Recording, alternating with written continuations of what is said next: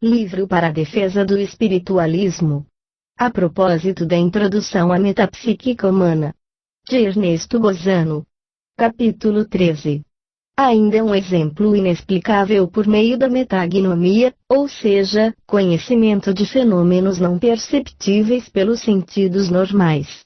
Para demonstração ulterior do engenho com que os espíritos daqueles que se preocuparam, em vida, com as investigações metapsíquicas procuram fornecer provas sempre novas de identificação pessoal, de modo a dissipar todas as hipóteses gratuitas adiantadas pelos que aqui combatem a sobrevivência, sou levado a relatar outro exemplo, muito recente que, embora do mesmo gênero, não pertence à categoria das experiências acima comentadas.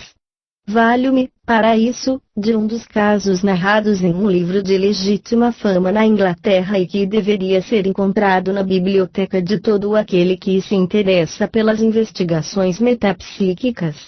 Quero referir-me ao livro do reverendo C.L. Tuyadali, Survival After Death, que traz as maravilhosas manifestações obtidas pela mediunidade da senhora Tuyadali, que espontaneamente se revelara médium possante de efeitos físicos e intelectuais, verificados muitas vezes em pleno dia, fora de sessões experimentais e sem que a médium caísse em transe ou sentisse qualquer alteração em seu estado normal, a qual, não raro, sendo intermediária, era também espectadora de manifestações extraordinárias, em que a voz direta e as aparições de fantasmas humanos e de animais, visíveis a toda a gente, se produziam em plena luz.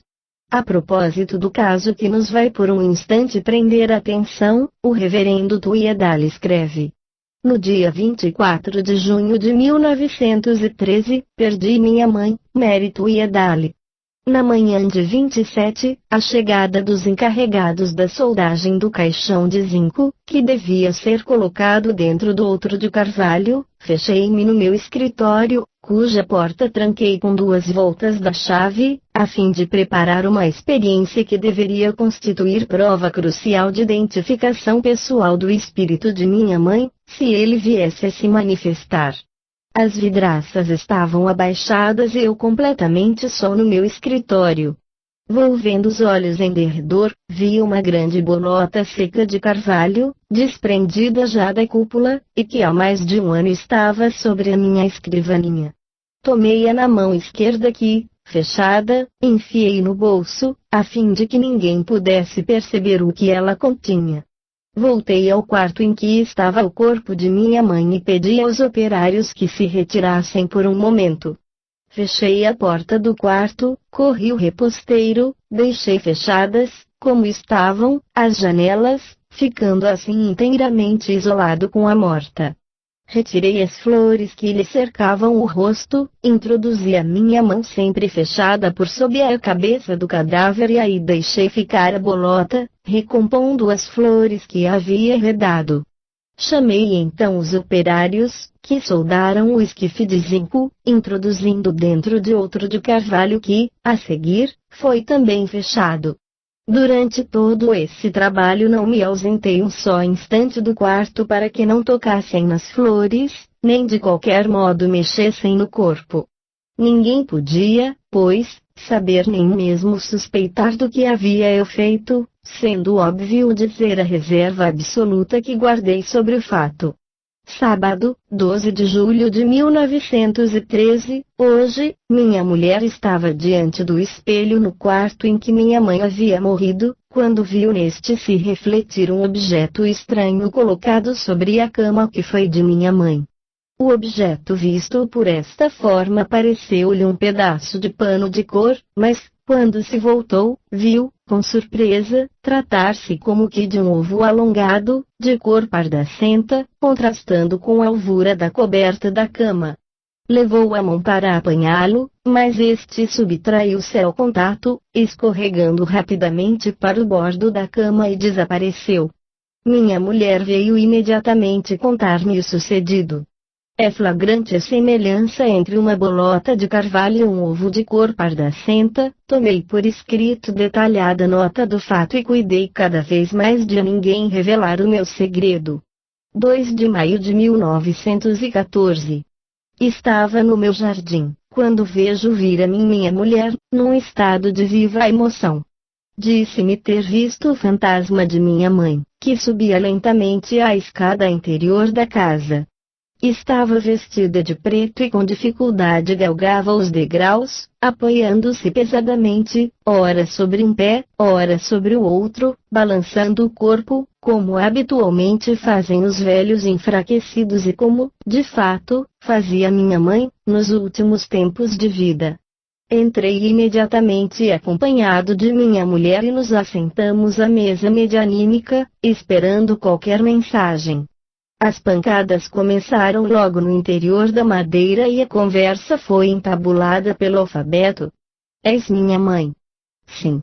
Sabes dizer-me o que coloquei sob tua cabeça, quando estavas no ataúde?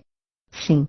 E foi quanto bastou para convencer-me que a personalidade medianímica sabia o que eu havia colocado sob a cabeça de minha mãe, pois as palavras ditadas constituíam evidente alusão ao carvalho, que nasce da bolota e que se torna proverbial pela amorosidade com que se desenvolve. Esta resposta, combinada com a visão do objeto sobre o leito e com o fantasma pouco antes percebido, persuadiu-me da presença real de minha mãe entre nós.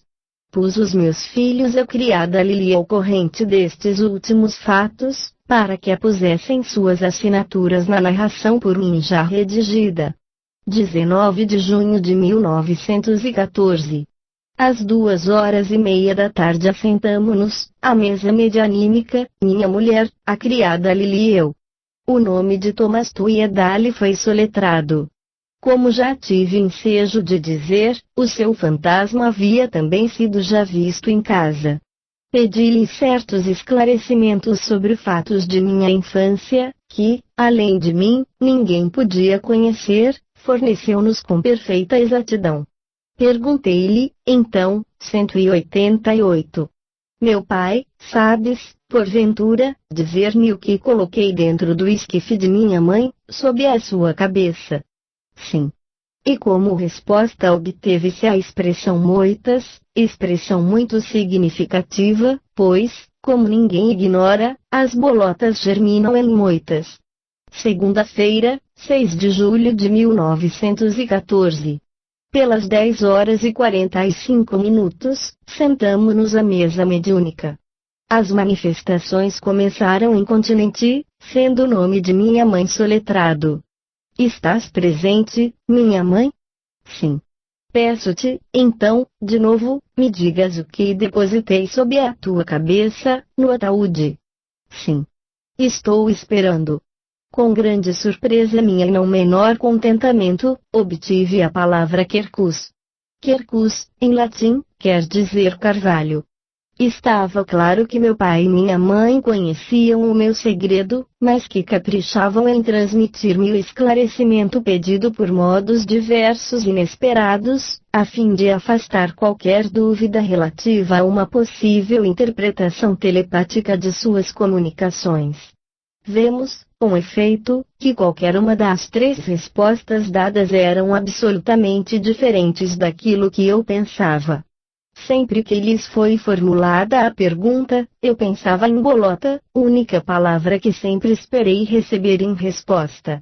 Quanto à minha mulher, ela nada absolutamente podia disto compreender, pois faltava-lhe a chave que lhe pudesse revelar o sentido e que, ignorando o latim, não podia sequer ter a significação da palavra transmitida. 7 de julho de 1914. A 1h30, nos pusemos à mesa de trabalho e minha mãe imediatamente se manifestou. Perguntei-lhe mentalmente se ela me podia ditar uma palavra pela qual me demonstrasse a sua presença real ao meu lado. Para verdadeira satisfação minha, ditou a palavra oak, que, em inglês, significa carvalho. Assim, as provas de identificação continuaram a se acumular e a mutuamente se confirmar. É bom não esquecer que desta vez eu havia dirigido à minha mãe uma pergunta mental. Minha mulher não conseguia explicar a palavra, para ela sem nexo, que acabava de ser dada, abstive-me ainda de fornecer-lhe qualquer esclarecimento a respeito. Ela pensou mesmo que minha mãe com essa palavra havia querido fazer qualquer alusão ao ataúde que, como já disse, era de carvalho. Deixei assim continuasse a pensar e não comentei o fato. 3 de janeiro de 1917. Às 3h30, minha mulher e eu nos sentamos à mesa medianímica. Depois de haver saudado minha mãe, perguntei-lhe: Escuta, mamãe, poderias dar-me detalhes precisos a respeito do que eu coloquei sob a tua cabeça, no ataúde? Sim. Peço que o faças. Foram soletradas as letras A e N. A vai bem? Sim. E vai bem? Sim. E o N? Também. Talvez faltem algumas letras à palavra? Sim. E ditaram então as letras U e R. Queres dizer que as letras R, O, N, E, A compõem a palavra que deve me indicar o que eu coloquei sob a tua cabeça? Sim. De quantas letras se compõe essa palavra? 5.